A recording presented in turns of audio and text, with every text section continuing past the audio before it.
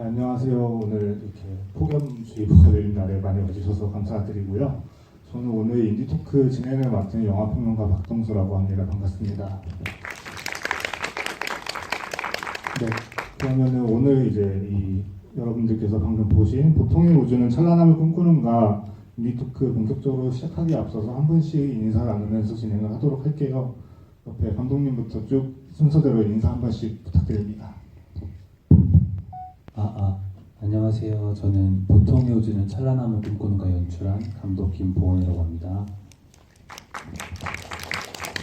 안녕하세요. 저는 거지 역할을 맡은 신규입니다. 반갑습니다. 네, 안녕하세요. 저는 짝꿍 역과 선미 역을 맡은 배우 심태희라고 합니다. 안녕하세요. 진실 역할 연기한 오동민입니다. 잘해주셔서 감사합니다. 네, 안녕하세요. 여고생 역할 맡은 박소윤입니다. 감사합니다. 네, 그러면은 제가 먼저 감독님과 배우님들께 질문 몇 가지 드리고 관객분들 질문 받아가면서 진행하는 형식으로 이제 토크 진행을 해보도록 하겠습니다. 먼저 그러면 감독님께 질문을 하나 드리고 싶은데요. 영화 1부를 보면은 이제 제목이 여고생의 기묘한 자율학습이라고 이제 나오고 제가 찾아보니까 이게 별도의 단편 영화로 예전에 공개가 됐던 작품으로 나오더라고요. 그래서 그게 나온 게 이제 2019년에 이제 전주영화제에서 상영이 됐던 걸로 제가 알고 있는데, 그러면 이제 그때부터 해가지고 이 영화가 나오기까지 개봉하기까지 이제 5년의 시간이 걸린 거라고 할 수 있을 것 같아요. 그래서 이제 어느덧 개봉을 마치고 이 라스트 GV라는 이름을 가진 오늘 토크까지 이르게 되었는데, 어떻게 보면 굉장히 좀 긴 시간이잖아요. 한 편의 영화를 만들어지는. 그래서 그 시간에 대한 어떤 소감을 한번 여쭈면서 좀 시작을 해보고 싶습니다. 네. 말씀해 주셨다시피 첫 번째 에피소드인 여고생의 기묘한 자율학습이 이미 원래 완성이 돼가지고 2019년도 때 이제 전주국제영화제에서 상영을 했었어요. 근데 이제 그걸 왜 그 영화를 만들었냐면은 제가 당시에 이제 영화를 만들면서 끊임없이 좀 남들보다 잘 만들어야 창작 생활을 유지할 수 있다는 끊임없이 우열이 나눠지는 그 세계에 좀 고통을 받아가지고 그런 감정을 승화시킨 영화를 만들고 이제 영화제도 좀 가고 했는데, 근데 이제 창작 활동이 생명이 끝나기 전에 좀 장편 영화를 완성하고 싶었어요. 장편 영화를 완성하고 싶어가지고 근데 어떻게 해야 되지? 막 고민이 많았어요. 왜냐면 좀 저가 영화를 좀 보셔서 아시겠는데 영화가 조금 독특한 면이 있잖아요. 그래가지고 네. 사실 이런 형식의 영화는 뭔가 제작 지원 받는 게 사실 쉬운 일은 아니라서 장편을 만들려면은 좀 사비를 해야 되는 상황인데, 사실 그걸 너무 돈이 많이 드는 일이니까 이거 어떻게 해야지 막 고민하고 있었는데, 그때 마침 넷플릭스의 카우보이의 노래라는 코엔 형제 옴니버스 단편 영화를 보고, 이제 서부극 6편의 영화가 한 편으로 묶여있는 옴니버스 영화인데요. 마지막 편 에피소드가 전 5편 에피소드를 좀 하나로 묶어주면서 한 편의 온전한 장편 영화로 느껴지게 한 그런 옴니버스 영화예요. 이제 제가 그걸 보고 좀 영감을 많이 받아서 나도 아직 첫 번째 에피소드에 다뤘던 보통의 사람들이라는 주제로 할 얘기가 아직 많이 남아있는 것 같다. 저 방법으로 나도 장편을 찍을 수 있겠다 생각을 해서 두 번째, 세 번째 에피소드를 동시에 같이 기획을 했어요. 동시에 같이 기획을 해가지고 이제 제작에 들어갔는데, 왜 5년이나 걸렸냐면 사실은 바로바로 찍고 바로바로 하고 싶었는데 두 번째 에피소드 찍을 때가 코로나가 무서운 시기였어요. 딱 2020년 초였군요. 2020년 초에 터졌는데 2020년 말에 찍었거든요, 그걸. 근데 그때도 이제 코로나를 다들 무서워하던 시기라서, 그래가지고 촬영 중에 누가 코로나 걸려가지고 배우가 없어지기도 하고 막 이래가지고 엎어질 위기에 계속 시달렸거든요. 그래가지고 이렇게는 영화를 못 찍겠다 싶어가지고 잠시 바로 찍는 걸 중단하고 좀 코로나가 잠잠해지게 기다리다가 완성하고 이러다 보니까 이렇게 긴 시간이 걸리게 된 것 같습니다. 네, 사실 그때 코로나가 겹쳐가지고 되게 많은 영화들이 제작 기간이 많이 늘어났잖아요. 그래서 아마 그 기간에 어떻게 보면 이 영화에도 어느 정도 담겨 있지 않나, 약간 그런 생각도 들게 되는 것 같아요. 네, 그러면 배우분들께도 질문을 드려보고 싶은데요.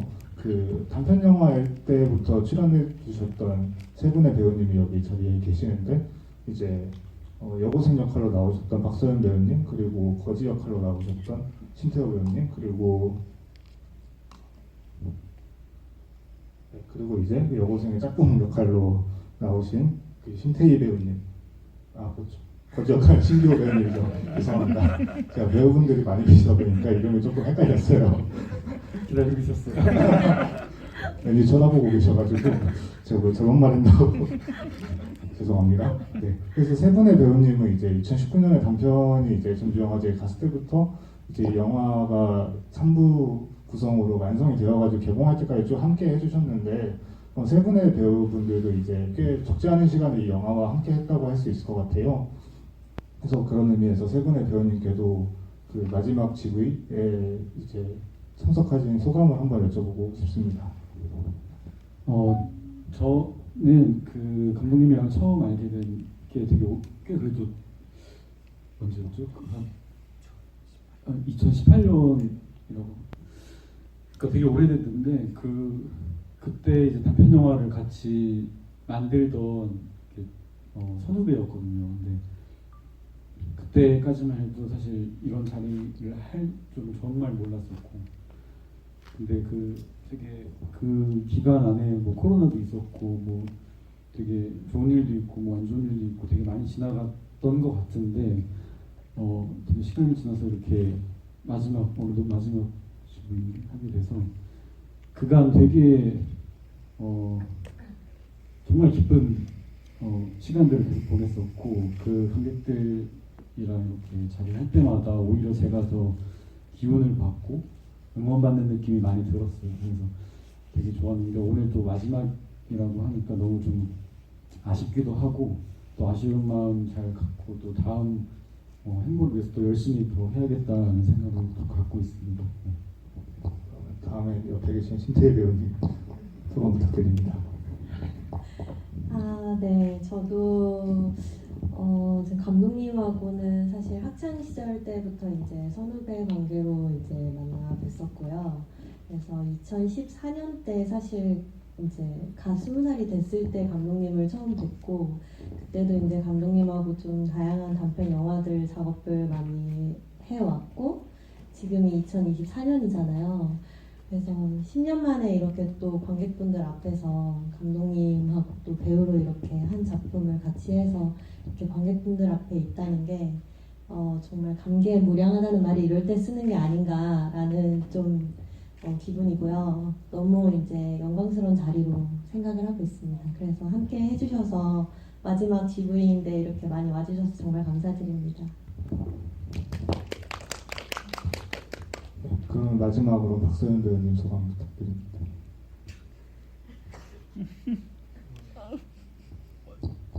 약간 마지막 말처럼 돼버렸는데 마지막 인사는 아니고요. 약간 시작하는 느낌으로. 네. 제 첫 에피소드에 나왔던 배경이 학교가 실제 제가 다니던 고등학교거든요. 제가 17살에 찍었는데 그 반에 짝꿍 역할 빼고는 다 실제 제 고등학교 친구들이에요. 그래서 이게 두 번째 에피소드는 제가 20살에 찍었고, 마지막 에피소드를 아마 제 기억에 21살에 찍었던 걸로 기억이 나요. 그래서 어떻게 보면 저희 고등학교부터 성인이 되는 과정까지 빠짐없이 뭔가 기록해 놓은 영화라고 하면 좋을 것 같은데, 그래서 되게 애정이 많이 갔던 작품이고, 그래서 이렇게 GV 하는 동안에도 다 계속 진심으로 대하면서 관객분들 다 만나 뵙고 싶었던 것 같아요. 마지막 GV인 게 너무 아쉽고, 앞으로 더 있으면 좋겠지만 그래도 앞으로 더 많은 곳에서 영화가 상영할 수 있거나 볼 수 있기를 바라면서 내 마지막 GV 재밌게 하고 마무리했으면 좋겠습니다. 감사합니다.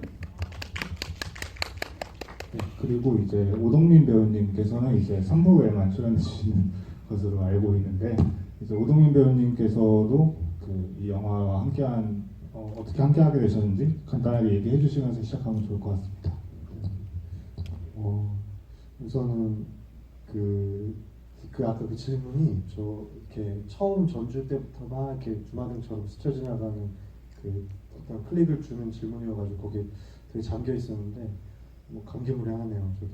그리고 참 처음 만났을 때 기분이 되게 분위기가 감독님의 어떤 에너지가 너무 좋았어가지고 그때 그 산뜻하고 뭔가 그 미래가 굉장히 기대되는 이 사람과 함께하면 어떨까라는 어떤 그 기대 품은 어떤 에너지들이 기억나고 처음에 시나리오만 먼저 받았는데 그때는 시나리오가 어떤 말로 써져 있는 건지 과연 어떤 식으로 구현이 돼서 그림이 그려지는 건지 머릿속에 전혀 그림이 그려지지 않아서 일단 만나 뵙고 이제 결정을 해야겠다 하고 먼저 통화를 하고 이제 만나 뵀는데 아 이분이라면은 그냥 무조건 믿고 맡기고 그냥 내가 전적으로 침대다 생각하고 들어 누워도 되겠다라는 어떤 그 포근함과 따뜻함, 인간적인 어떤 매력 이런 것들이 저를 되게 마음 편하게 해주셔가지고 네, 그래서 참여하게 됐습니다. 그러면은 관객분들의 질문도 좀 받아가면서 진행을 해보려고 하는데요. 질문 있으신 분 손 들어주시면은 스태프분이 마이크 전달해 주실 겁니다. 질문 있으신 분 계신가요? 네, 맨 앞에 분.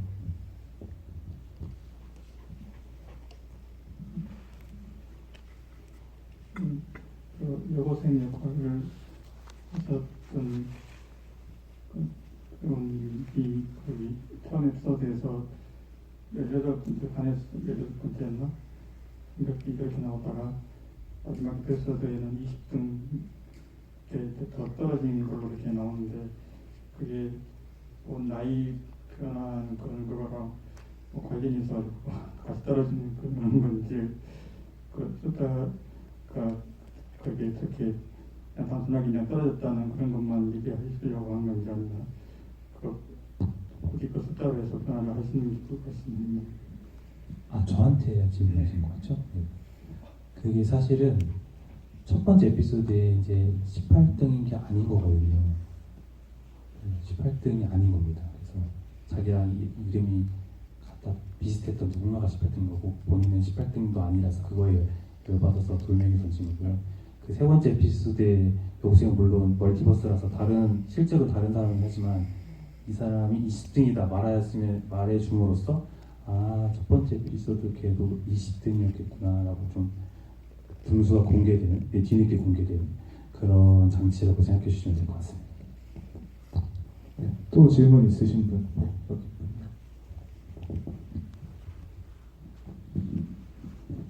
저기 배우분들한테 질문이 있는데요. 그 진실을 아는 자 연기하신 오동민 배우님은 실제 성향이 어느 쪽에 가까운 약간 그 사람이 약간 이과 쪽 그런 것 같은 실제 성향은 어떠신지 좀 궁금하고 만약에 실제 그런 사람이 근처에 있으면 배우분들은 어떻게 반응을 하실 것 같은지 궁금하고요. 그리고 심태희 배우님은 그 여고생 하셨을 때 욕이 되게 살긴데 그거는 혹시 애드립 같은 건지 아니면 대본에 다 있었던 건지 궁금합니다.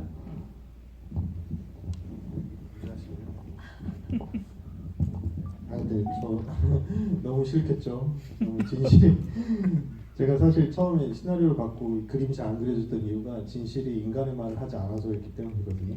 그래서 인간처럼 말하는 느낌이 전혀 안 나고 그냥 진실만을 말해야 되고 막 이런 것들이 많이 와닿지가 않았는데 이 주변에 실제로 존재한다면 좀 힘들 것 같고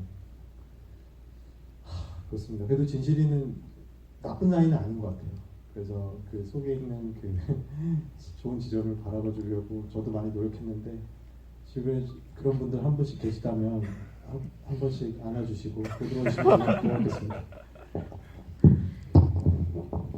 아, 네. 저는 이제 실제로는 욕을 그렇게 많이 하지 않는 편이고요. 이제 애드리브는 아니고요. 실제 대본에 이제 나와 있던 네, 대사입니다. 그걸 좀 찰지게 할 수 있도록 연습을 많이 했습니다. 네. 다른 배우분들도 그 주변에 진실을 아는 자와 같은 사람이 있다면 어떻게 얘기를 하시는지 질문을 주셨으니까 혹시 얘기를 해주실 분이 계실까요? 진실까지인지는 모르겠어요. 근데 요즘에 그런 뭐 그런 거 있잖아요. 뭐 FT 뭐 T야 네, MBTI. MBTI. 근데 제가 고등학교 때는 T였었고, 근데 그때는 이제 F로 바뀌었어요. 근데 그게 한 반반 퍼센테이지 뭐 6대 4 정도 되더라고요. 근데 이제 제가 되게 좋아하는 이제 친구가 있으면 되게 F로 제가 대하지 못하고 항상 이렇게 T처럼 얘기하는 버릇이 있더라고요. 근데 그러다가 어느 날 제가 속상한 일이 있어서 그 친구한테 얘기를 하니까 그대로 또 복수하더라고요. 근데 그때 기분이 굉장히 안 좋았어요. 그래서 그때 제 마음은 그거를 해답을 알려달라는 게 아니었거든요. 그냥 제 얘기 좀 들어달라는 말이었는데, 그래서 과거의 제 모습을 떠올리면서 반성도 하고, 그 다음부터는 저는 완전히 F. 여담이었습니다. 진실을 말하는 친구를 만나고 바뀌게 된 케이스군요. 맨 끝에 박소연 배우님 혹시 어떻게 생각하시나요? 저는 옆에서 해답을 이야기해주는 친구가 있으면 좋은 것 같아요.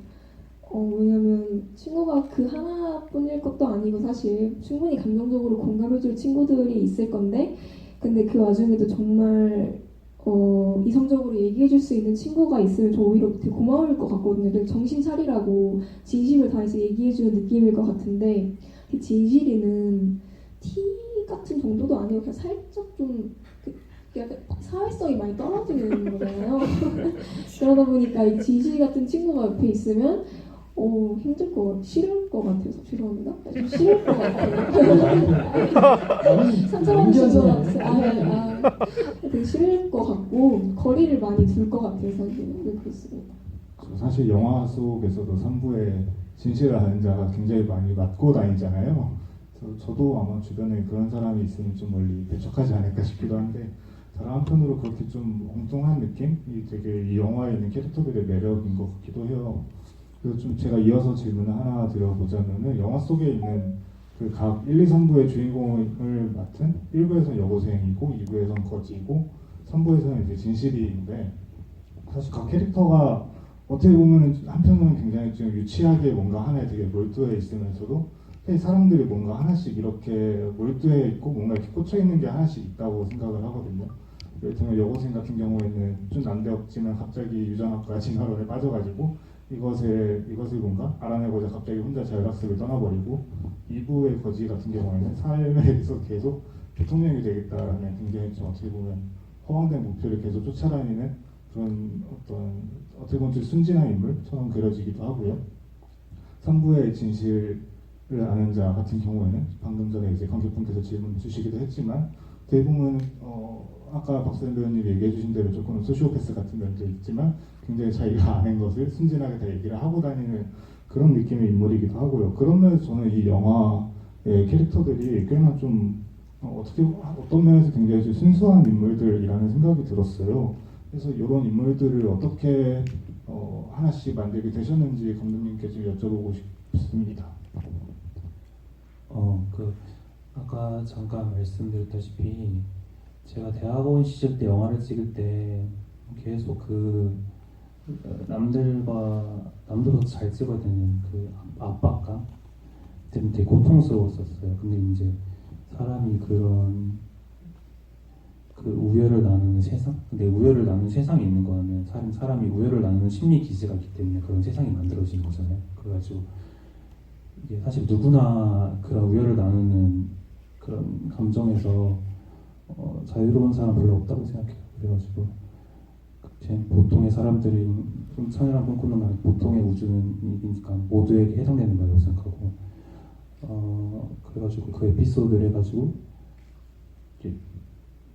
되게 당시 이제 근데 제 감정이 시작했다고 했는데 그때 또 조금 치환을 했어요. 그러니까 지금 대한민국 사회에서 가장 우열이 나눠지는 시기가 어디지? 생각해보니까 고등학생이더라고요. 왜냐면 고등학생은 1등부터 꼴등까지 성적으로 다 이렇게 드러나 버리니까 고등학생이고, 영화를 보면 이제 너 지능이 줄 세워지고 너의 외모도 줄 세워진다라는 말을 그 사이비 과학자가 하잖아요. 그래서 그 외모에 대한 그 우열을 나누는 이야기가 나오는데 외모까지 포함하면은 이제 아무래도 남자보다 여성 쪽이 더 고통을 많이 받는다고 생각해서 여고생을 더 주인공으로 딱 설정하고 이제 들어간 거죠. 그래가지고 첫 번째 에피소드에 그런 여고생 캐릭터가 탄생을 한 것 같고, 이 두 번째 에피소드 거지의 왕에서 이제 누구를 주인공으로 내세울까, 이제 시리즈로 만들어야 되니까, 장편으로 만들어야 되니까 누구를 주인공으로 내세울까 좀 고민을 많이 했는데, 그래서 그 첫 번째 에피소드에 나왔던 가장 밑바닥에 있던 사람을 가지고 왔어요.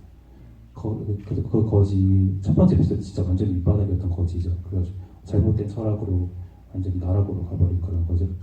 누구도 되고 싶지 않은 좀 그런 사람 생각하고 싶은데, 그런 캐릭터를 가져와서 이제 좀 평범한 사람이 도달할 수 있는 삶의 의미에 대해 이렇게 자기 생애에서 고민해보는 그런 에피소드를 만들려고 했어요. 그런데 사실은 사람은 자기가 도달할 수 있는 목표에는 사실 또 만족하지 못하잖아요.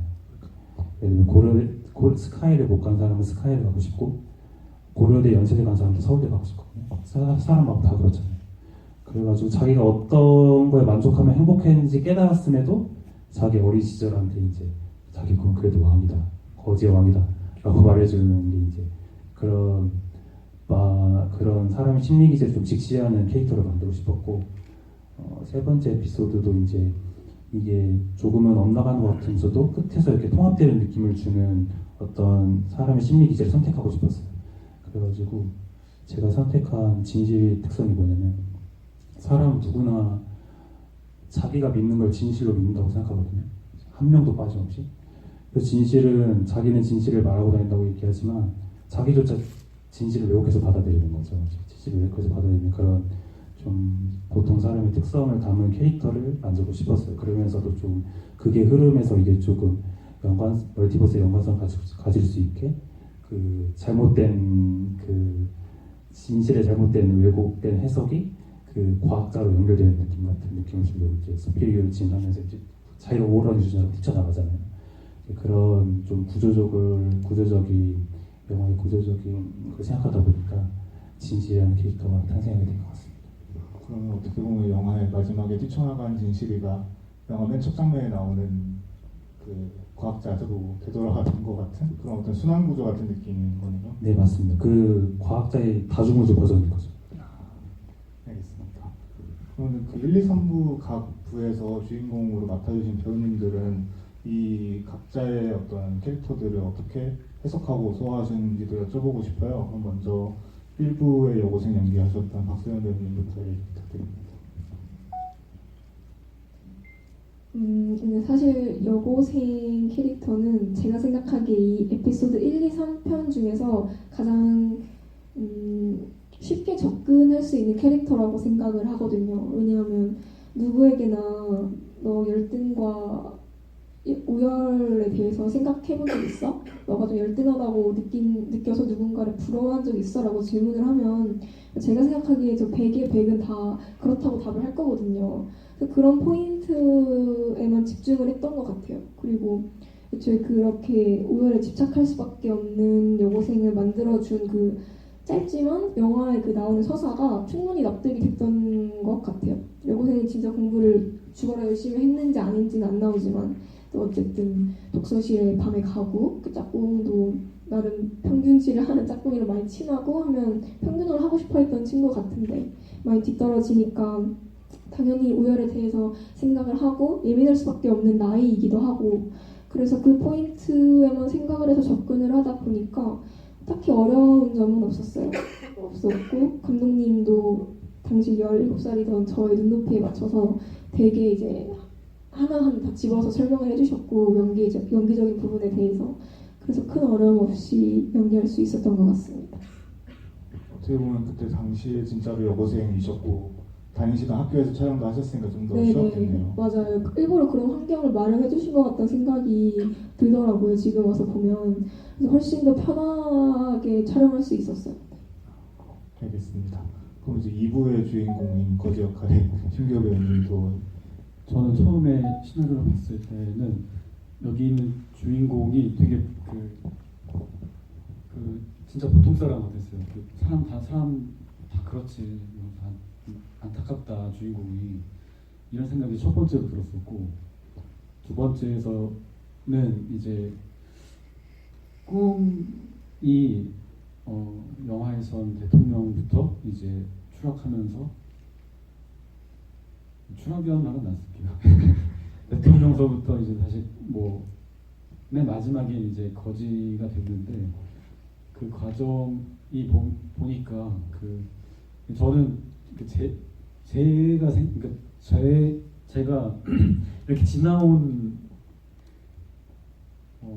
경험이랑 좀 비슷하더라고요. 제가 꿈이 사실 대통령은 아니었지만 영화 연출자로서의 꿈이 있고, 그리고 그게 되게 소중했고 되게 멋있는데, 이제 그거를 향해 가면서 그 영화 속에 이제 거지처럼 온갖 뭐 현실적인 부분도 있고 뭐 시련도 있고 이렇게 하잖아요. 근데 그러면서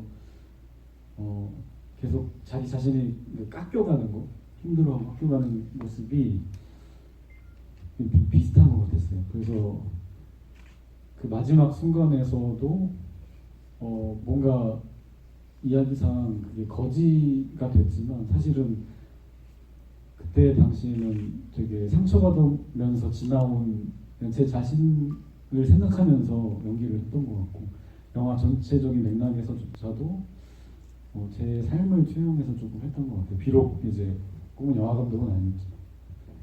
사실 살면서도 각자가 뭔가 목표를 가지고 살아가는데, 어쨌든 그러다 보면 이제 바깥에서 보기엔 되게 좀 황당무계한 느낌을 주기도 하잖아요. 실제로 영화 속에서 이제 거지가 대통령이 되면은 그 갑자기 나온 이 빌이라는 외국인 친구가 우리 정경유치 가기로 했잖아요. 약간 이런 대사를 하기도 하고, 저는 거기서 되게 많이 웃었거든요. 약간 어처구니 없기도 하고 해가지고. 그런 부분들을 잘 보여주는 그런 캐릭터가 아니었나 싶습니다. 그럼 이제 마지막으로 3부에서 진실이 역할을 했던 오동민 배우님께도 똑같은 질문을 드려보고 싶어요. 저는 근데 찍을 때는 잘 몰랐는데 나중에 이제 GV 돌면서 참 GV가 우리 영화가 그게 좋은 것 같아요. 철학적인 어떤 담론들에 대해서 다시 한번 곱씹어보게 되고 제 인생을 되돌아보게 되는 그런 작품인 것 같습니다.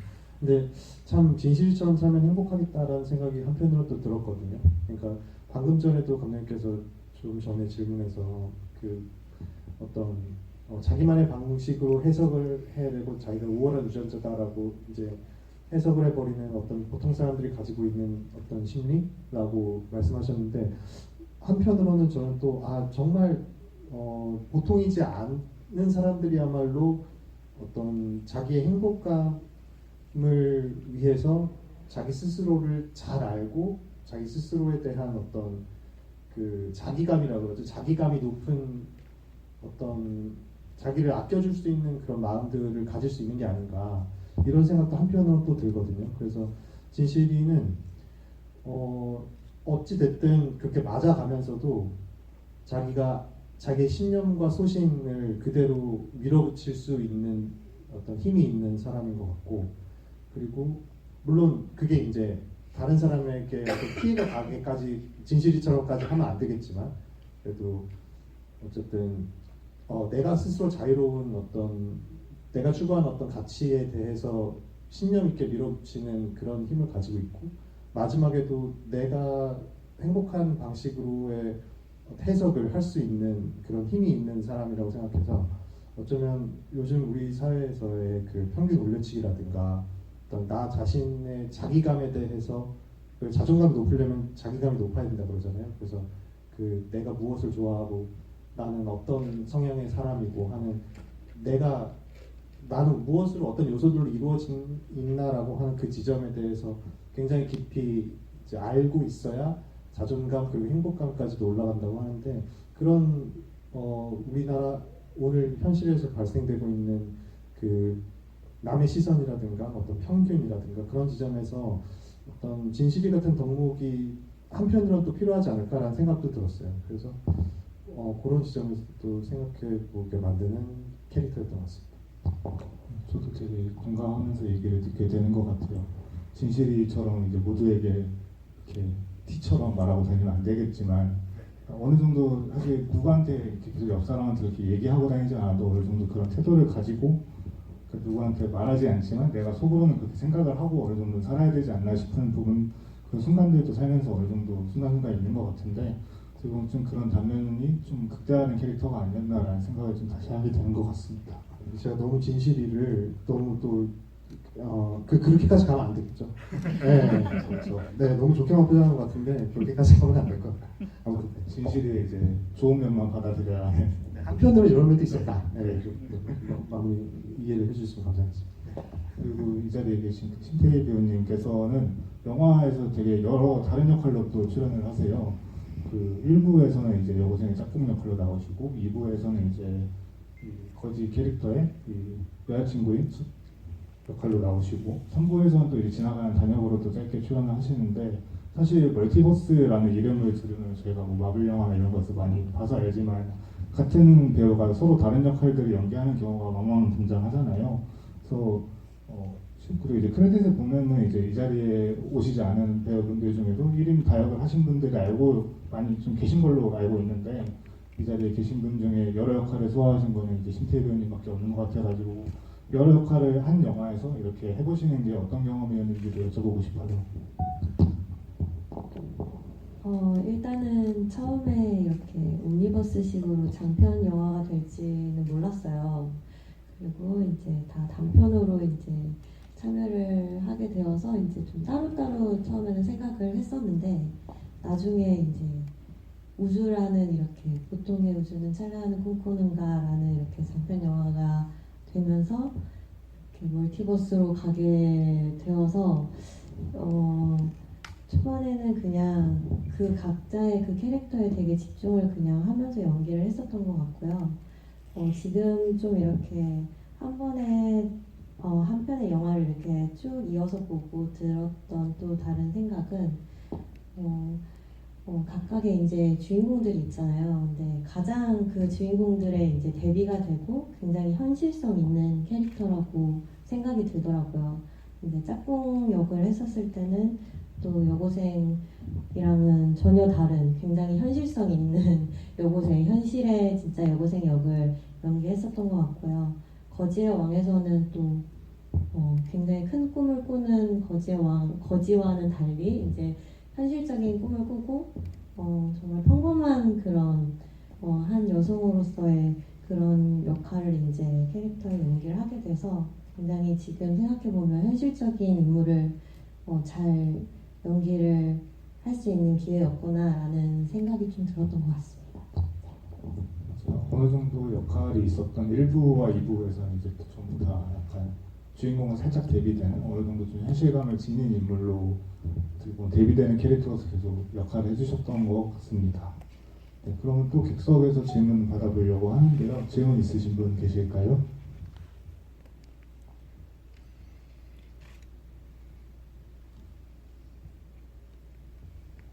네, 없으시면은 제가 좀 더 질문 드리면서 진행 이어가 보도록 하겠습니다. 저희가 아까 그 멀티버스 얘기를 잠깐 얘기하다가 중간중간에 계속 나오고 있는데 사실 멀티버스라는 주제가 지금 영화 쪽에서 계속 최근 몇 년 동안 나오고 있잖아요. 물론 이제 막 어제 개봉한 데드풀과 물버린 같은 경우에도 멀티버스 얘기가 나오고 뭐 다들 많이 보셨을 뭐 에브리띵 에브리웨어 올 앰 원스 같은 영화도 이제 멀티버스 얘기가 들어있고 그래서 어떻게 보면은 그런 영화들이 떠올리면은 이 멀티버스라는 소재의 이름만 들었을 때는 이거 SF 영화 아닌가? 라는 생각을 하실 수도 있을 것 같은데 물론 이제 저는 이 영화가 SF 영화가 아니라고 하는 건 아니지만 사실 그런 어떤 저희가 흔히 생각하는 그런 멀티버스 블록버스터 영화, 할리우드 영화에서 보던 것과는 대부분 그런 어떤 비주얼적인 거라든가 그런 모습들은 없는 영화이기도 해요. 다만 이제 1부에서도 나왔던 여고생이 2부와 3부에서는 같은 옷을 입고 있는 같은 배우가 연기하는 캐릭터이지만 조금 다른 어떤 존재로 나온다든가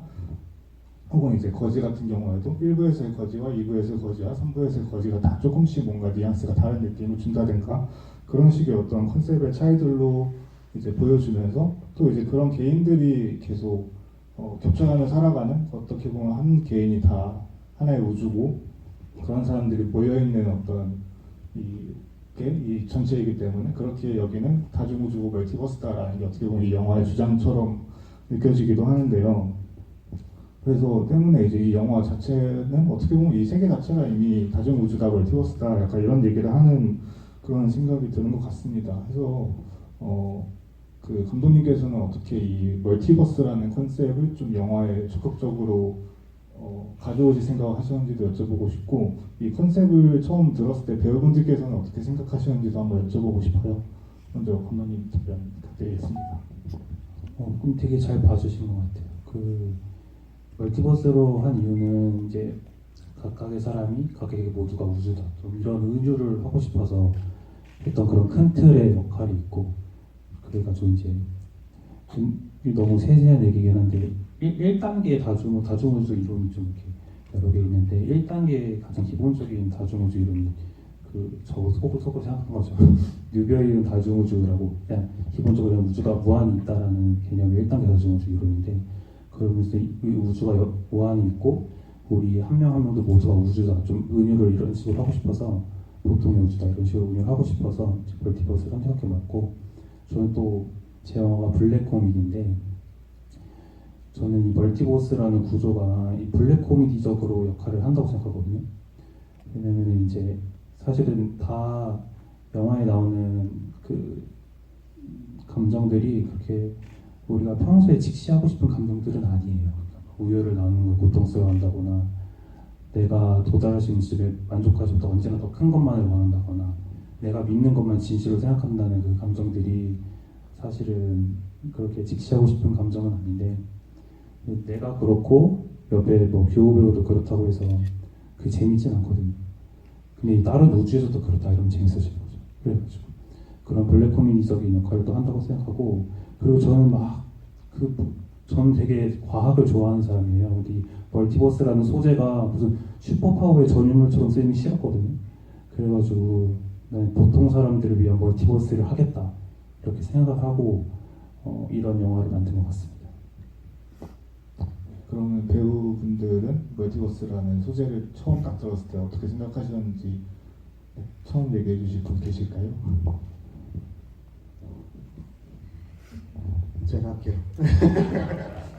저 일단은 멀티버스 그럼 장편이 되는 거라고? 땡큐인데 약간 이런 생각을 들었어요. 왜냐면 단편 저 매우 좋아하고 오랜만에 단편 작업을 같이 하자고 이렇게 연결이 돼가지고 만났던 건데, 그 단편은 사실 볼 기회가 많이 없거든요. 이렇게 개봉을 해서 극장에서 선보여드릴 기회가 없고, 이제 장편은 좀 그래도 그런 기회가 생길 수 있으니까 그래 장편이라고? 너무 땡큐인데? 그게 멀티버스라고? 흥미로운데? 잠깐만 감독님 너무 괜찮잖아. 오케이 뭐 이런 느낌이었던 것 같고, 그리고 나서 GV 하면서 이 이야기를 직접 다 들으면서 이 깊은 내막들을 깨닫게 된 것 같아요. 그래서 방금도 좀 감동 먹었습니다. 그러니까 보통의 사람들을 위한 멀티버스를 만들고 싶다. 그래서 정말 맞는 것 같고, 우리가 어쩌면 마주하고는 있지만 외면하고 싶은 어떤 현실들, 우리가 사실 다 알고 있는 어떤 그 추악한 지점들을 되게 익살스럽게 꼬집어내잖아요, 우리 영화에서. 그리고 그게 멀티버스라는 소재를 연결시킬 수 있었다는 이 천재성에 한 번 더 감동받으면서, 김봉 감독 참 잘 돼야 되니까 정말 잘 돼야 됩니다. 여러분들 많이들 응원을 해주셨으면 좋겠습니다.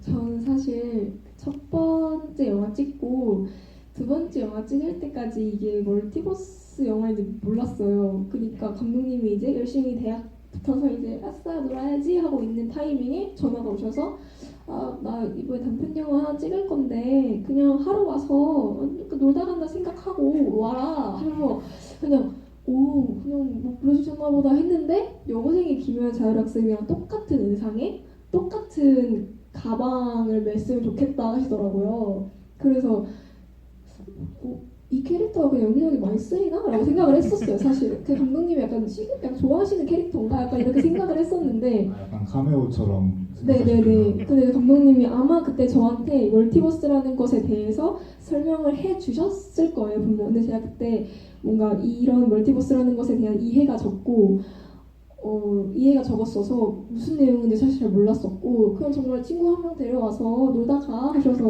친구 한 명 데리고 와서 그 남색깔 바로 그 거지 그 유세하는데 남색 옷 입고 있는 친구도 실제 친구거든요. 그래서 정말 친구 한 명 데려가서 놀다 왔었고 그 다음에 이제 세 번째 영화 찍을 때 알았어요. 아 이게 무슨 내용이고 아 어떻게 진행되는 건지를 그때 알아서 아 재밌다 너무 흥미롭다 생각을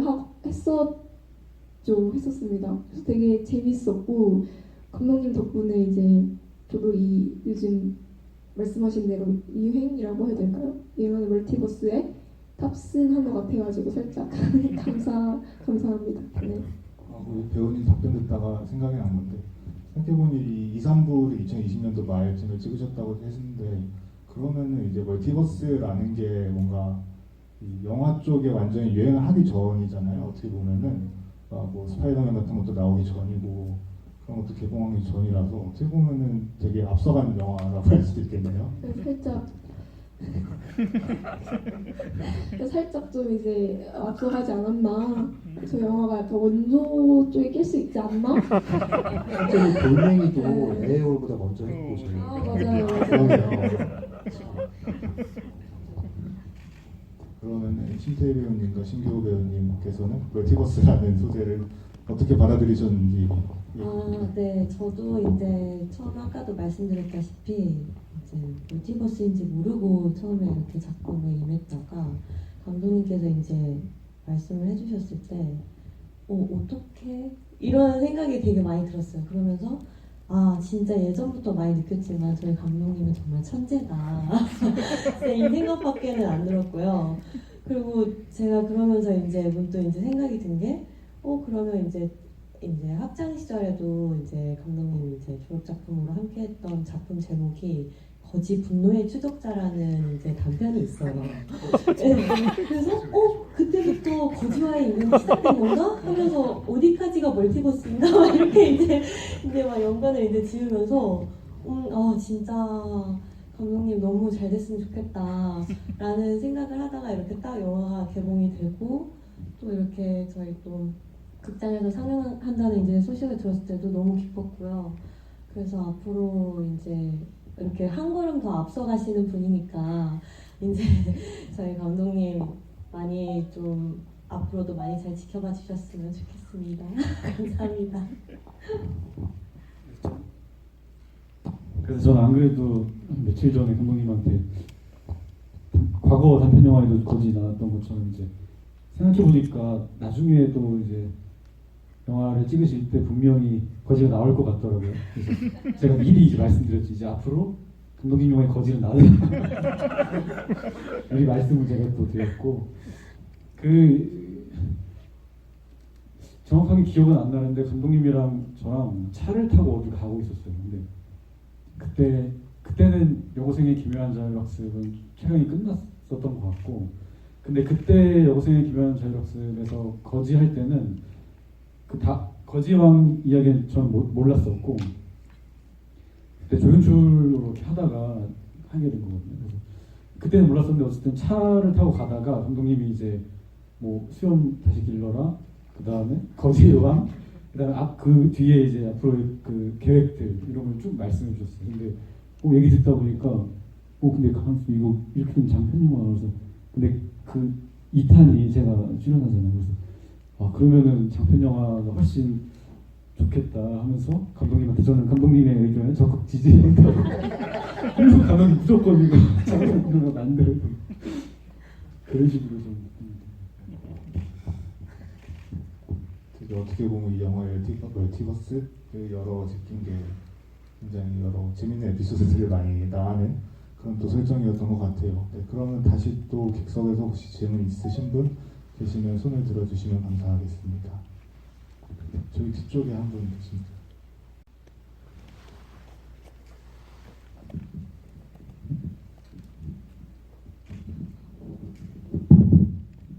네, 그 영화 잘 봤는데 아무래도 세 가지 에피소드에서 주요 인물들이 다 뭔가 자신만의 의미를 찾고 있잖아요. 근데 그 마지막 에피소드에서는 그 삶의 대해서 자신만의 의미를 계속 찾아가는 인물들도 나오는데 그 마지막 에피소드에서 그 주인공이 생각하는 진실이 좀 타인들의 반응에 의해서 좌절이 될 때 그 거지가 그렇게 좀 좌절당하거나 무시를 당하거나 혹은 우리가 그렇게까지 애쓰고 타인에게 나를 증명하지 않으려고 해도 우리 모두가 빛이 나고 있다라고 말을 하는 걸로 저는 들렸어요. 별을 보여주는 장면도 그렇고 근데 또 동시에 첫 번째 유니버스에서는 거지가 정말로 생각하기를 그냥 멈춰버리고 모든 걸 넣어버리고 좀 그런 거지가 되게 안 좋은 인물로 묘사가 되잖아요. 그렇다고 했을 때 과연 그런 사람이 살아갈 때 꼭 자신만의 의미를 찾으려고 노력을 해야지만 빛이 날 수 있는지 혹은 우리가 여기 태어날 때부터 뭔가 각자의 의미 내가 아직까지 알아채지 못했어도 다 나만의 의미를 가지고 있는 것인지 뭔가 정답은 없는 문제지만 이런 영화를 만들면서 혹시 어떻게 생각을 하셨는지 그게 좀 궁금합니다. 저는 일단 그 세 번째 에피소드에 일단 제 영화 첫 번째 에피소드든 두 번째 에피소드든 세 번째 에피소드든 사실 결론에 있어가지고 어떤 해답을 관객한테 주는 영화는 아니라고 생각해요. 저는 첫 번째 에피소드에서는 이제 그 끊임없이 우열을 나는 세상에서 어떤 삶을 찾아야 되지 하고 띵띵을 쳐봤는데 숙제만 밀려버리고 두 번째 에피소드는 평범한 사람을 어떻게 해야지 삶을 행복을 찾을 수 있는지 깨달았지만 결국 자기 욕망에서 벗어나지 못하고 거지와 꿈꾸고 세 번째 에피소드에서 마찬가지죠. 세 번째 에피소드에서 이제 그런 거지가 어떤 큰 틀에서 얘기를 해주죠. 그런 얘기를 해주는데 제가 그 에피소드를 이렇게 관객에게 전달하면서 저는 그냥 모든 존재가 존재하는 이유로 빛이 난다라는 의도로 넣은 거긴 하거든요. 그 의도로 넣은 거긴 한데 또 그거라는 하나의 생각을 이 관객분들한테 이렇게 던져버리고 싶지 않았어요. 그래가지고 이렇게 생각하는 방식도 있지만 그걸 또 이제 진실이 왜곡된 인식을 한 방에 무시해버리잖아요. 그래가지고 제대로 먹혀들지 않고 잘못된 방향으로 굴러가잖아요. 그래가지고 이런 생각 방식도 있지만 결국에는 뭐 어떤 삶의 방향을 찾아야 할지 어떤 삶을 살아야 할지는 각자마다 전부 다르다고 생각하거든요. 모든 사람이 전부 다르다고 생각해서 그거는 뭔가 어떤 영화에서 하나의 영감만 줄 수 있지 해답을 줄 수는 없는 문제라고 생각했어요. 저 자신도 모르는 일이기 때문에. 그래가지고 이렇게 생각해 볼 수도 있지 않을까. 일종의 모두를 위로할 수 있는 어떤 장치를 마지막 에피소드에 넣고 싶었어요. 저도 위로받고 싶고 관객분들도 위로받았으면 좋겠고 하지만 그걸 일방적으로 주입하고 싶지 않아서 그렇게 됐는데 그래가지고 저의 의도를 그냥 간단하게 말씀드리면은 그냥 뭔가 삶의 의미를 찾아야만 뭐 찬란하다라고 넣은 의도는 아니었어요. 저는 그냥 거지가 말하잖아요. 뭐 진실이고 뭐고 다 의미 없다고 우리 다 별먼지라고 그냥 존재 자체로 빛이 난다. 그래가지고 그냥 존재 자체로서의 의미가 있다. 좀 이런 위로를 건네고 싶어서 넣었던 에피소드였던 것 같습니다. 그럼 이어서 또 질문해 주실 관객분 계실까요?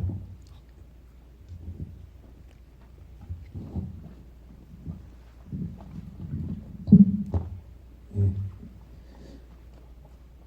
지금 앞에 계신 배우분들이 각각의 영화 속의 직업이 여고생, 새 에피소드 다 여고생이시고 학생이셨다가 카페 주인이 되신 분이고 학생이었다가 거지가 되신 분이잖아요. 근데 진실이는 직업이 뭡니까? 뭐 해먹고 살았는지 너무 궁금해서 질문 드려볼게요. 저도 궁금하네요. 분석을 제대로 안 해가지고. 그 진실이는 아마 저는 그냥 철학자라고 생각했어요. 진실은 철학자인데 일종의 과학 철학자죠. 현대 시대에 존재하는 과학 철학자고 상정을 하고 만든 캐릭터고 그래가지고 과학 철학자라고 생각했기 때문에 뭔가 그런 그 첫 번째 에피소드에 나왔던 과학자의 다중우주 버전이라고 잠깐 말씀을 드렸는데, 그래가지고 그런 어떤 왜곡된 그 첫 번째 에피소드에 나오는 그 진화론은 굉장히 왜곡된 진화 생물학을 말하고 있는 거거든요. 근데 안타깝게도 그런 왜곡된 인식이, 왜곡된 그런 생각이 오히려 우리의 인식과는 더 잘 맞닿아 있는 좀 안타까운 그런 거라고 생각을 하는데, 그래서 그런 과학 철학자가 그런 사상을 탐구해 나가는데 그 왜곡된 철학길로 빠져버려가지고 잘못된 길로 돌아서는 그런 캐릭터라고 생각해 주시면 될 것 같습니다. 어떻게 보면 계속 돌아다니면서 사람들에게 말을 걸고 다니는 게 어떻게 예전 과거 이제 고대 그리스 이런 데 있었던 철학자들과도 비슷한 느낌을 주기도 하는 것 같아요. 그런 의미에서 계속 뭔가 진실이 뭐냐라고 질문을 던지고 다니는 것 자체가 굉장히 철학자라는 직업에 잘 어울리는 어떤 그런 한량 같지만 철학적인 그런 느낌의 캐릭터라지 않나 싶습니다. 그러면 또 관객분들 질문 있으실까요?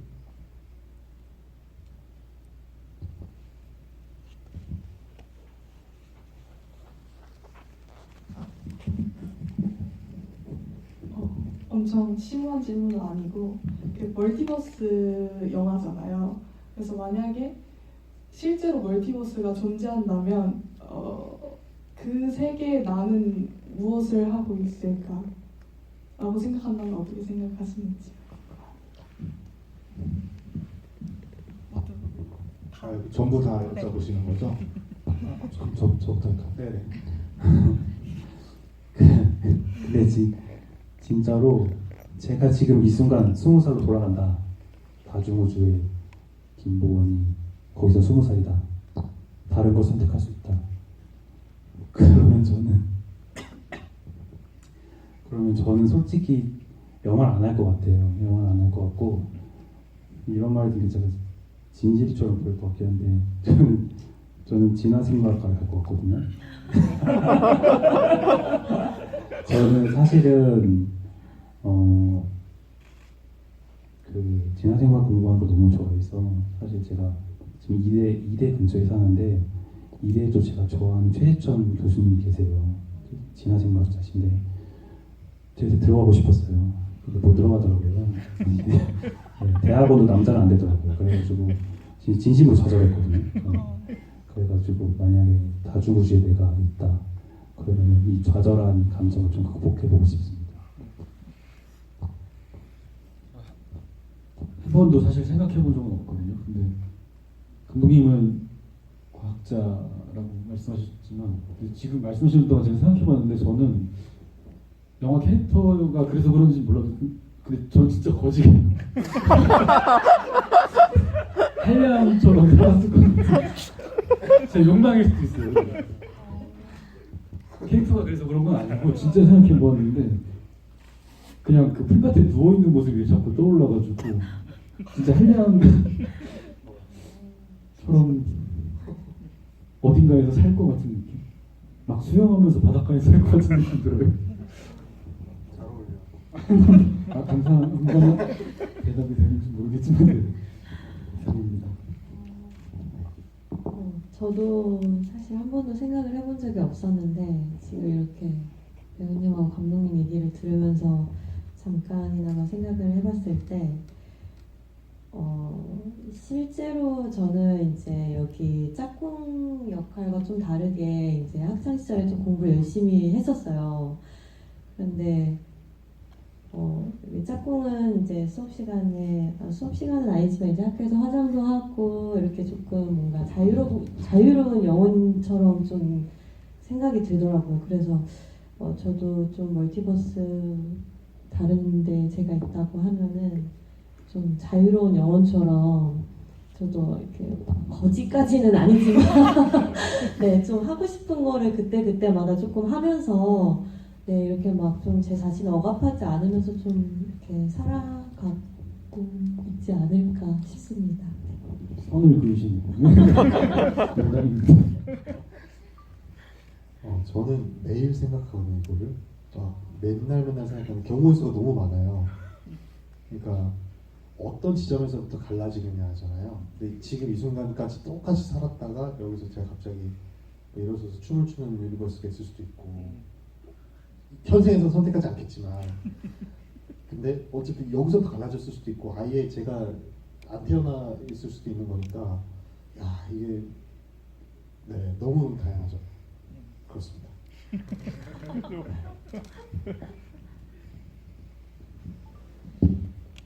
근데 이게 현실적으로 그러니까 다중우주에서 어떤 모습일지 모르잖아요.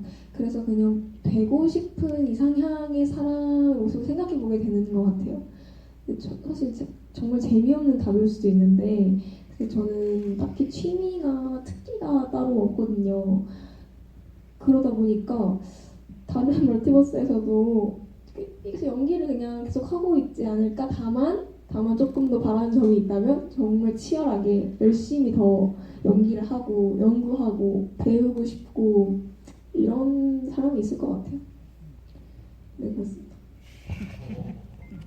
뭔가 배우님들 다 뭔가 영화 속 캐릭터랑 비슷하면서도 다른 듯한 다른 멀티버스를 상상하고 계시는 게 어떻게 보면 영화 속의 모습들이 어떻게 보면 배우님들의 멀티버스 모습일 수도 있지 않을까 하는 생각이 드네요. 신기호 배우님께 죄송하지만 듣기에도 같이 않네요. 거지가 제일 행복해 보여가지고. 그렇죠. 사실 그래서 제가 거지 캐릭터 관련해서 뭔가 질문 하나 또 드려보고 싶은 것도 있긴 한데 사실 영화에서 가장 그 인생사 전체를 보여주는 캐릭터는 거지밖에 없잖아요. 굉장히 아역도 따로 나오고 어린 시절부터 쭉 이렇게 또 등장하기도 하고 그다음에 계속 이제 내레이션이 나오기도 하고 또 이제 카메라를 보면서 약간 관객을 향해 말을 하는 캐릭터도 또 이제 거지밖에 없기도 하고 그런 의미에서 좀 거지 캐릭터가 약간 유독 좀 더 포인트가 많이 가 있는 영화 속 다른 캐릭터들에 비해 좀 더 강조된 캐릭터라는 생각도 많이 들었는데 사실 거지라는 어떤 이 상태 자체가 굉장히 좀 아까 감독님께서 말씀하신 대로 나락에 떨어진 듯한 느낌이기도 하지만 또 다른 한편으로는 되게 다른 배우님들 얘기해 주신 대로 되게 자유로운 상태 혹은 이제 뭔가 모든 것에서 달관한 어떤 현자처럼 느껴지는 순간도 종종 있었던 것 같거든요. 특히 이제 3부 마지막에서 이 진실이랑 같이 대화하고 별을 보고 하는 장면 같은 거를 떠올려 보면은 어떤 면에서는 거지가 철학자 같은데 약간 이런 생각도 들기도 하고 그런 면에서 이제 이 거지 캐릭터에 되게 많은 어떤 비중과 강조점을 이렇게 부여한 그런 의도나 이유를 좀 여쭤보고 싶어요, 감독님께. 일단 거지는 철학자가 맞습니다. 자기 입으로 철학자라고 소개하기 때문에. 근데 이게 좀 거지가 중심을 잡는 캐릭터라고 생각하고 구성을 하는 게 사실 맞거든요. 왜냐면 첫 번째 에피소드에서의 거지보다 제 영화의 사실 유일한 성장캐예요. 첫 번째 에피소드의 거지보다 두 번째 에피소드가 조금 더 깨달았고 이 거지보다 세 번째 에피소드의 거지가 좀 더 깨달았거든요.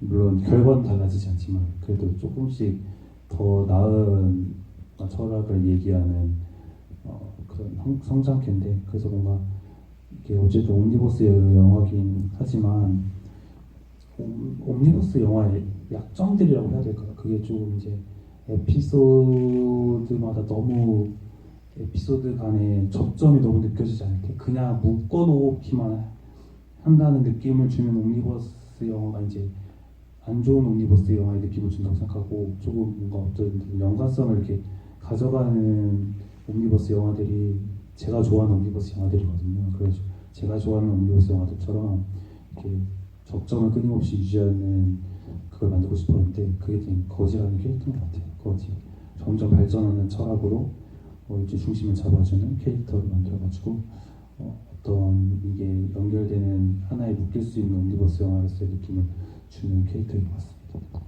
어떻게 보면 이 멀티버스들 1, 2, 3부를 다 되게 매끈하게 유기적으로 이어주는 그런 접착제 같은 캐릭터라고 생각할 수도 있을 것 같습니다.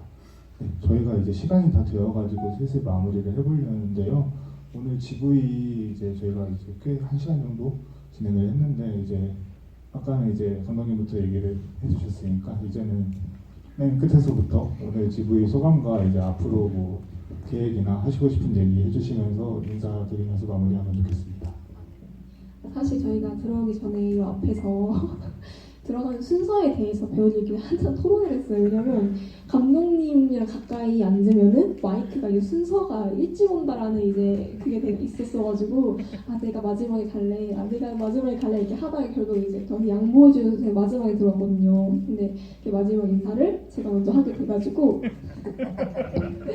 별 받은 느낌. 네.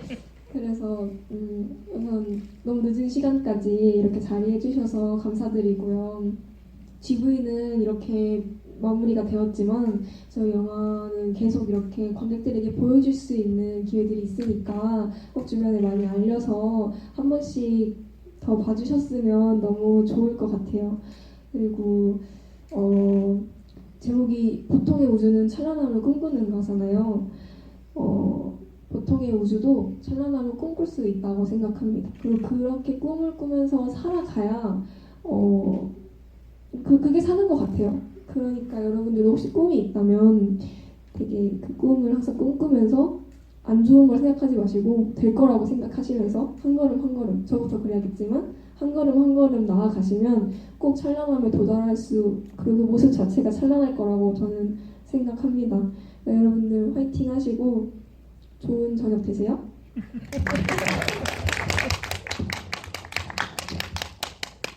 저는 어느덧 이렇게 마지막 GV가 됐는데 원래 마지막 GV는 이렇게 완전체로 한다고 사전에 공지를 들어서 꼭 참여하고 싶다 했는데 못 올 뻔했어요.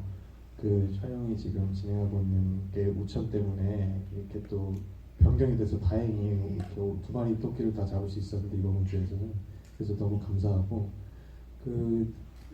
저희 마지막이라고 생각 안 하고 이제부터가 저희 영화의 시작이라고 생각하고 각종 IPTV 그리고 스카이라이프, 웨이브 그리고 또 어디죠? 네, 쿠팡플레이, 유튜브, 네이버 TV 그 다음에 저기 제일 중요한 저기 OTT 왓챠 네, 왓챠도 보실 수 있으니까 동시에 스트리밍 된다고 하더라고요. 그래서 많이 소문 퍼뜨려 주시고 김보훈 감독 잘 돼야 됩니다. 정말로 차밍하고 정말 10년 전 비트코인 같은 사람이에요. 어떻게 될지 모릅니다. 정말. 그리고 저는 이번 작품을 계기로 이렇게 좋은 인연들도 많이 만났지만 앞으로가 기대되는 몇 안 되는 동료들인 것 같아요. 그래서 다음에 어떤 김보훈 감독 같은 경우에는 또 자본의 어떤 에너지가 들어왔을 경우에 어떤 작품도 나올 것인가 이런 것도 너무 궁금하고 신교 배우님 감독님도 이제 차기작을 준비하고 있는데 또 연기도 엄청 잘하시잖아요. 근데 그 연출에 이게 그 전체적인 흐름을 어쩜 이렇게 잘 보시는지 다음 작품들도 너무 궁금하고 물론 두 배우님들도 저랑 같이 함께 으쌰으쌰해서 잘 이번 우주는 또 이렇게 행복한 우주가 된 것 같아서 너무 감사한 마음이 드는데 그 베이스는 저 영화 김보훈 감독이 잘 돼야 된다. 그래서 그 스트리밍 서비스 많이 이용해 주시면 감사하겠습니다. 잘해주셔서 감사합니다. 네, 저도 이렇게 마지막 GV에 완전체가 돼서 참여할 수 있게 돼서 저 또한 너무나 감사드리고요. 또 이렇게 마지막을 함께 해주신 만큼 또 앞으로도 저희 영화 많이 사랑해 주시고 저희 감독님 진짜 잘 돼야 되거든요. 정말 말씀 주신 것처럼 저는 10년 전부터 봐왔지만 지금 10년 이후의 결과가 정말 이렇지 않습니까? 그래서 앞으로의 10년이 정말 더 기대되는 그런 감독님이시기 때문에 물론 규호 감독님도 그렇고 여기 동현 배우님, 서현 배우님 그리고 저도 이제 앞으로 더 10년의 우주가 더 찬란히 빛날 수 있게 또 앞으로도 이제 다음 우주를 기대해 주시면 감사드리겠습니다. 자리해 주셔서 감사드립니다. 사실 첫 번째 영화부터 마지막 세 번째 영화까지 많은 시간이 지났어요. 근데 이제 저희가 이렇게 GV를 할 때 되게 오랜만에 보는 거거든요. 현장에서 보다가. 그래서 오늘 마지막이라고 하니까 또 아쉽기도 하고 또 좋은 일로 또 봤으면 좋겠다 이런 생각이 아주 강하게 듭니다. 그러려면 근데 이제 영화가 좀 잘 됐으면 좋겠고 감독님도 또 이게 또 마지막이니까 또 평소에 또 각자 얘기 때문에 잘 못 보거든요. 저는 이제 요즘은 또 연출자로서 좀 일을 하고 있는데, 그래서 감독님도 같이 또 작품 열심히, 각자의 작품 열심히 준비해서 또 뭐 동료로서 이런 자리 있었으면 좋겠다는 생각이 들고요. 아까도 얘기했지만 거지가 나온다면 제가 하겠습니다. 그리고 근데 날씨가 너무 더워요 요새. 그래서 비도 많이 오고 습한데 귀한 거를 해주셔서 너무 감사드리고, 처음에 얘기했지만 저는 개인적으로 제가 더 힘을 많이 받는 것 같고, 그래서 이 자리를 빌어서 다시 한번 감사하다는 말씀 드리고 즐거운 저녁 되었으면 좋겠습니다. 감사합니다. 이게 이제 사실 이렇게 서울에서 하는 이제 마지막 GV예요. 근데 마지막 GV라서 좀 슬프기도 한데 또 기분이 좋기도 한 게, 이렇게 배우분들이랑 다 같이 GV 진행하니까 뭔가 제가 너무 든든하고 마음이 따뜻하다고 해야 될까요? 제가 이제 요즘 지방 쪽으로 전국으로 조금 GV를 다니는데, 혼자만 가가지고 이렇게 얘기할 때 어떤 쓸쓸함 같은 걸 사실 좀 느꼈어요. 근데 이렇게 배우분들이랑 이렇게 같이 GV할 때가 역시 더 좋은 시간이 되는 것 같고, 또 마지막 GV여서 그런지 관객분들도 평소보다 훨씬 많이 와주셔가지고 너무 큰 힘이 되었고, 그리고 사실 저보다 제 영화에 출연한 4명의 배우분이 훨씬 훌륭하다고 생각하거든요. 저는 제 입으로 이런 말 하기 좀 그렇지만 연기에 좀 엄격한 사람이에요. 연기에 엄격한 사람이라서 저는 진짜 단역까지 연기 잘하는 사람 뽑는 사람인데, 주조연은 그거보다 사실 더 엄격하게 뽑는 사람이라 물론 제가 생각하는 그 이상으로 제 작품 캐릭터들 연기해 주신 분들이라서 사실 4분의 앞으로의 활동은 걱정이 안 되는데, 전체가 좀 걱정이 되는데, 다행히도 응원을 많이 해주셔가지고 좀 힘을 받았고요. 근데 또 이렇게 평일 저녁이라는 시간이 이제 퇴근하고 오셨으면은 힘든 시간일 텐데, 이렇게 마지막 GV 이렇게 좋은 GV 될 수 있게 그 객석 채워주셔가지고 다시 한번 감사드립니다. 그러면 오늘 인디토크 이렇게 마무리 해보도록 하겠습니다. 늦은 시간까지 함께 해주셔서 감사합니다. 감사합니다.